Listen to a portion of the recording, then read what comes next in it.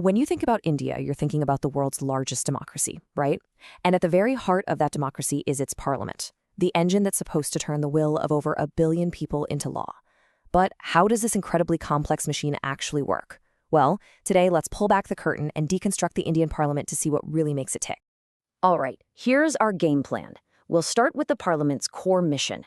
Then we're going to dive deep into its two very different chambers, the Lok Sabha and the Rajya Sabha. We'll explore why on earth India needs both of them, and finally, we'll look at the president's absolutely critical role in all this. So let's kick things off with the foundation itself, the democratic engine of India. So, what exactly is the parliament? A lot of people think it's just two houses, but according to the Constitution, it's actually a trio. You've got the Lok Sabha, the Rajya Sabha, and the president. Now, the president doesn't actually sit in on the debates, but without them, no bill can become a law. They are an essential part of the whole process. I mean, the parliament's job description is just massive. Sure, its main gig is making laws, that's legislation, but it also has to keep the government in check, control the country's money, make sure everyone's voice is heard, and, get this, it even has the power to change the constitution itself. That's a huge amount of responsibility. Okay, let's start with the first chamber, the Lok Sabha, which literally means the House of the People. This is where you can feel the direct pulse of the nation. It's in this house that governments are born, and it's also where they can come to an end. You can kind of think of the Lok Sabha as the temporary house. It's elected for a 5-year term, but, and this is key, it can be dissolved early if a government loses its support. It's designed that way to always reflect what the people are thinking right now. So how does a government actually get formed? Well, it's a pretty clear 4-step dance. First, you have the massive general elections across the entire country. Then, the party or the coalition of parties that wins the most seats gets to form the government.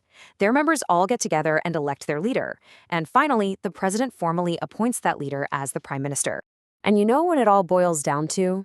A simple but absolutely critical magic number, 50% plus 1.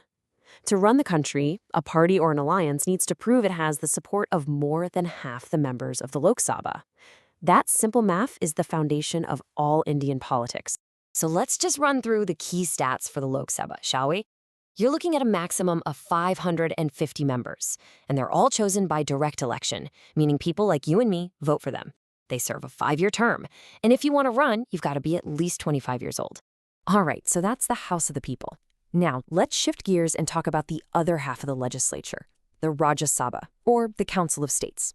And if the Lok Sabha is all about the people's direct voice, this house is all about representing the states, which gives it a totally different vibe. And this is where things get really different. In total contrast to the Lok Sabha, the Rajya Sabha is known as the permanent house. Why? Well, it can never be dissolved. This whole setup provides stability and continuity, making sure there's always a legislative body ready to go, no matter what. But wait a second, that raises a really interesting question, doesn't it? If the House itself is permanent, what about its members? Are they just there for life? Nope, not quite. The system they came up with is actually pretty brilliant. It works on this staggered cycle. Every 2 years, a third of the members retire and new ones are elected. So while each member gets to serve a full 6-year term, the House itself is always refreshing, blending deep experience with new blood. So here's the breakdown. The Rajya Sabha has up to 250 members. Most are elected, but indirectly. The members of the state assemblies vote for them. But here's the cool part. 12 members are actually nominated by the president because of their incredible contributions to things like art, literature, or science. We're talking about legends like the cricketer Sachin Tendulkar or the singer Lata Mangeshkar. Okay, so we've got two very different houses with two very different jobs, which brings us to the million-dollar question. Why bother with two in the first place? Well, the answer gets to the very heart of democracy, checks and balances. It really clicks when you put them side by side, right? The Lok Sabha, that's the raw popular will. It forms the government. The Rajya Sabha, on the other hand, represents the states, and its job is to act as a check on that government, to ensure stability and careful thought. They're designed to work together, but also to balance each other out. And one of the most crucial roles for the Rajya Sabha is to act as, well, a safety net for talent and experience. It creates a pathway to parliament for brilliant people who might not be cut out for the rough and tumble world of direct elections. And listen, This isn't just some dusty old theory. We're talking about real-world impact. Take Dr. Manmohan Singh, a former prime minister who served the nation for years as a member of the Rajya Sabha, or the late Arun Jaitley, a truly brilliant former finance minister who also came into parliament through the Rajya Sabha. Without this house, the country could have lost out on their immense expertise. And the other big job it has? To act as a sort of legislative brake. Imagine a government with a huge majority in the Lok Sabha. They could, in theory, just ram laws through without much thought. The Rajya Sabha is there to say, whoa, hold on a second, let's take another look at this, forcing more debate and scrutiny. All right, so a bill has made it through one house, then the second. But hold on, the journey's not over yet. There's one final, absolutely critical step before anything becomes law.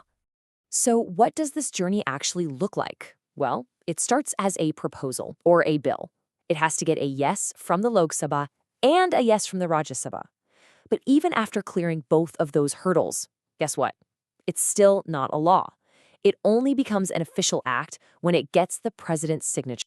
And this is so important to understand. The president's assent isn't just a rubber stamp, it is a constitutional requirement. The president holds the ultimate power to sign a bill into law and even has veto powers to stop it. This really cements their role as a vital part of the parliament.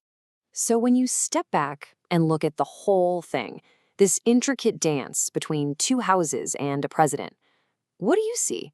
Is it a delicate balance of power, making sure our laws are thoughtful and stable? Or is it a recipe for gridlock, where nothing gets done? It's a huge question to ponder, because the answer, whatever it is, shapes the daily lives of over 1 billion people.